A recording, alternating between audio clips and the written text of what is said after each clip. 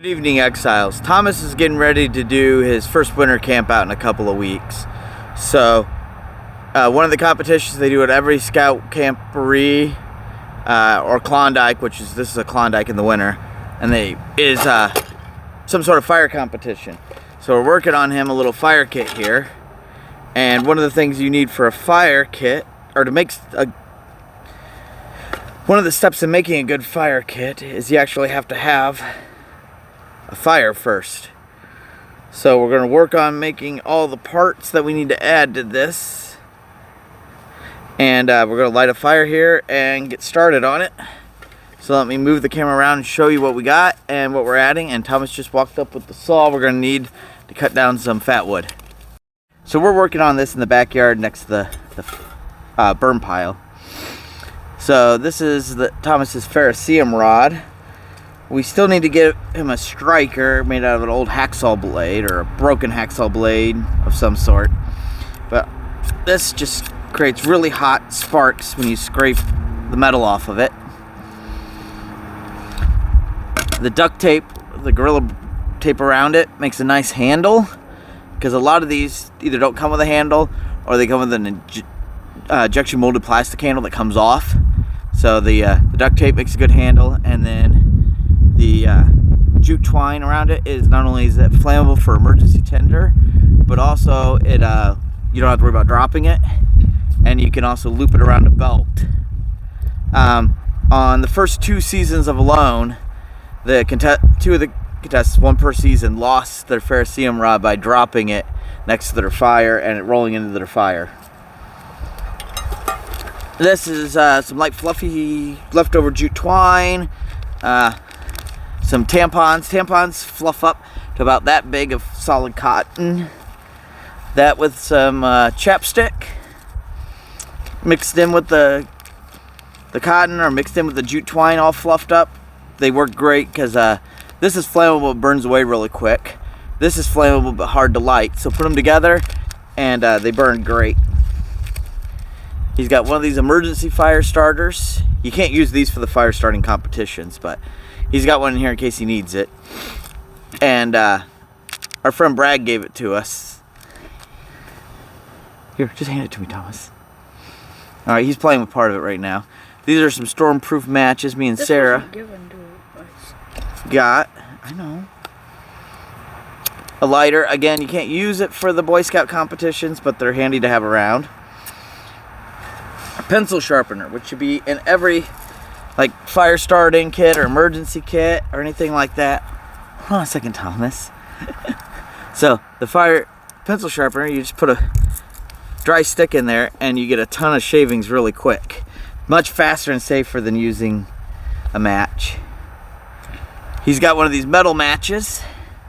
We need to add lighter fluid to it, but this one's no good because he's played with it enough he burnt all the cotton off of it. We'll have to get him another one. But the way these work is you pull it out and the cotton around the edges are soaked with lighter fluid. Then you strike it, and that spark right there is all it takes to light the lighter fluid soaked cotton on there. And then you light it, blow it out, put it back in. And then, of course, a magnifying glass. And all this goes into a bag. It's just a bag of sheet came in. And today we're going to try to waterproof it. And this is the other part of the kit. Is a candy tin with a hole poked in the top. Inside here's one of those trick birthday candles that relights itself, so you can light this and then relight over and over again. And then a lamp wick that we pre-burnt the end. It catches on fire really easy. So what we're going to do now is fill this full of broken up pieces of wood that are real light and fluffy with here, I'll show you. This partially rotted log. The end up here is pretty dry, and there's lots of bug holes and stuff in it. It'll work great because it'll allow air to get into the little pockets of char we're going to make. So let me put all this away. We'll get the fire started, get our charred material started, and then we'll use this that I made a while ago. It's wax mixed with boiled linseed oil. I don't remember the ratio because I made it a long time ago, but we'll use that to fireproof the bag. Hopefully. Or to waterproof the bag, not fireproof it. It won't, you can't submerge it in water, but it'll stop a little bit of rain when it's in his haversack. And then also we're going to take this piece of pine of some sort. You can see how dark it is there. Hopefully you can see it. It's kind of bright out. But we're going to break up some of that and into little sticks. You can scrape off with a knife or that hacksaw blade and use that as the resin to start a fire. So the first thing we need to do is put all this away, then bust up the end of that.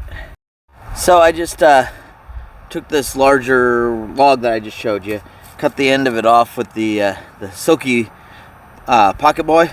I love this little saw. It not only is it razor sharp, cuts like a lightsaber, but it fits about anywhere. So I'll take that. And this is my Gerber Strong Arm. I love this little knife. I'll put a link to both of those down in the comments, or down in the show notes. And then just put a good solid sturdy knife. You can do this with any solid sturdy knife. Put it on there, take a stick, and start bashing your way into it. This is a good, safe, controlled way to make smaller pieces of wood tender and kindling. You can also use a froe if you have one, but most people don't own a froe, and if they do, they don't carry it around as much as they would carry a knife. So we're gonna continue to break this up, and then we'll get ready to start a fire. So I cut off a chunk of that stick, showed you. We'll make more of it later. And then I took the knife, same thing, and batoned down it to remove most of the stuff that isn't soaked in resin. And then we'll just split this into a couple of pieces.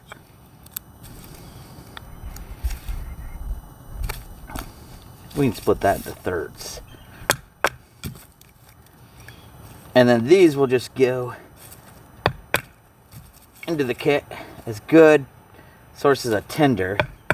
We can shave those off, and those will burn really well.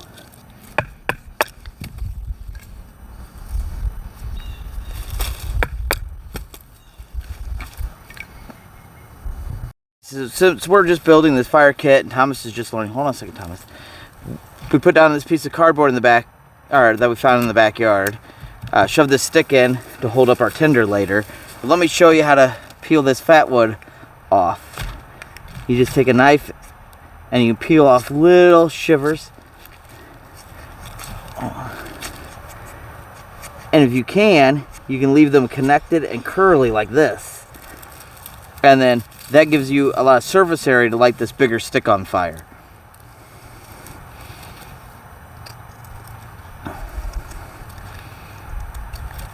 So we'll just put this down here at the center of our fire. We'll make a couple other little pieces like that, and then pile our tinder around this bent over piece of stick. So we got a big pile of some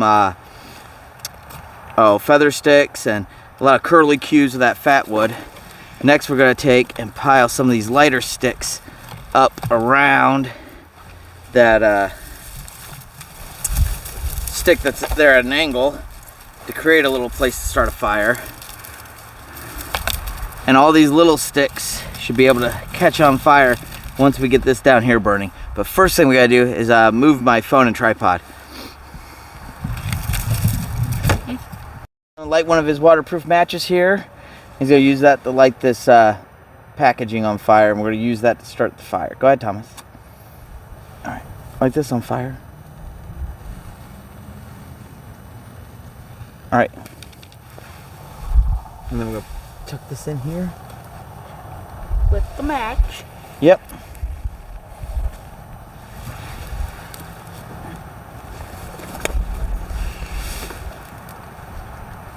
I'm gonna try to get that below some of these curly Q stuff.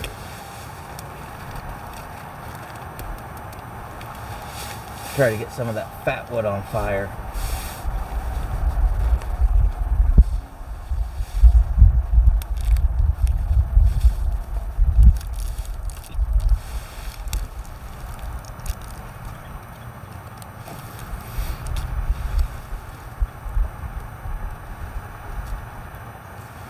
All right, we'll nurse this along, and I'll help Thomas learn a little bit more about fire building.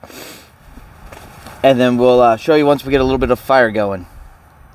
Thomas is still learning with patience and also learning fire building. So since we're in the backyard, I just decided to get some lint, and we'll really get this thing going. But we're working on him with fire building and being patient. Light stuff off.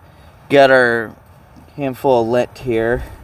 Put all of our curlicues and little stuff on that. If we were out in the woods, we would go around looking for light, fluffy birch bark and some other barks. We'll do more videos on fire making in the future, instead of the lint. Cattail fluff works well, but go ahead, Thomas. Hold it at the bottom. You want to get it all the way back in there, so we'll do the most good. Now we're going to take and start putting our pile of fluffy stuff around that. So all these things get a chance to light on fire from the lint.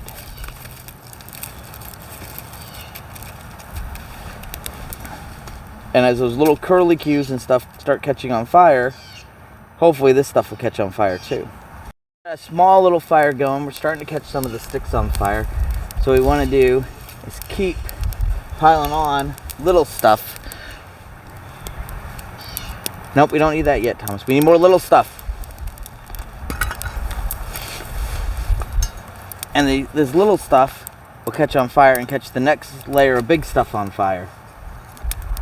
And you just constantly keep feeding it the small little stuff, pencil size or smaller, until we get it to where we can catch pencil size and bigger stuff on fire. Like the stick that's holding the stuff up. Yep. You know why we put that stick in there to hold it up? So it could hold it up. Well, to make sure we have enough air in there.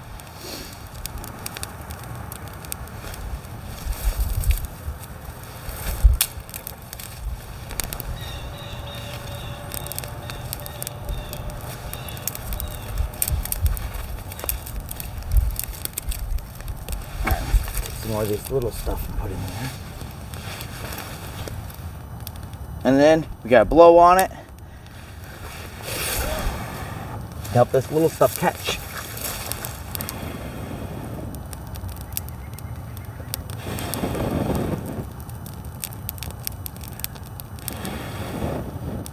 And we are starting to get ourselves a nice little bed of coals, and that's what we need to start putting bigger stuff on there and really getting a good fire going. But you gotta be patient with fire.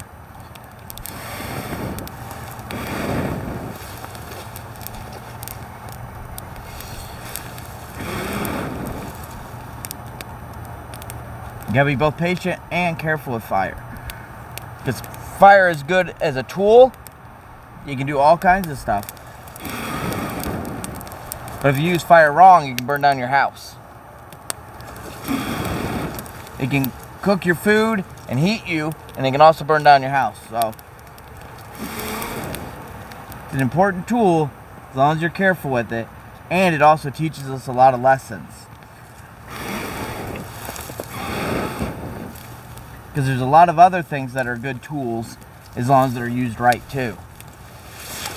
Keep throwing light fluffy stuff in here until you can get some larger, throw in things pencil size and smaller, and keep going with that size until you can get a nice bed of coals. Then start throwing in things pencil size and bigger. And when you're learning and practicing in your backyard, don't be afraid to cheat and use a little cardboard and stuff like we're doing here, so Thomas can learn better. So this is Thomas's little char tin with those punky wood we just broke up. I'm gonna go ahead and throw that in there, and then we'll take and grab something, the knife for it, and pull some of these coals around there and get that thing started. So what that's going to do is going to heat up.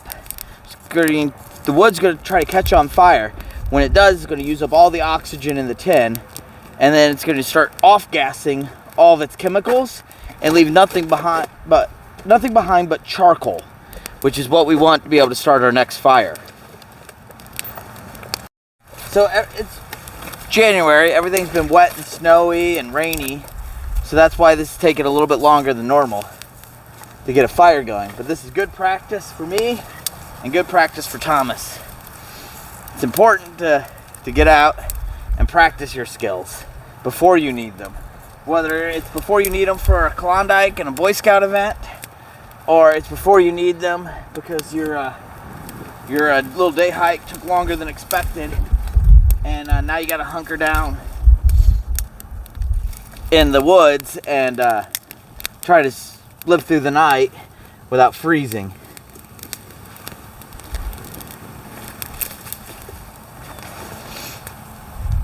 Okay, so we're starting to get a nice bed of coals going on down there. So we're slowly getting there. Like I said, this is pretty damp. A lot of this is pretty damp stuff. Thomas got bored and went inside. He's expecting like instant large amounts of fire. He'll get there. We gotta work on him getting bored and not spending so much time on his electronics. If he doesn't have constant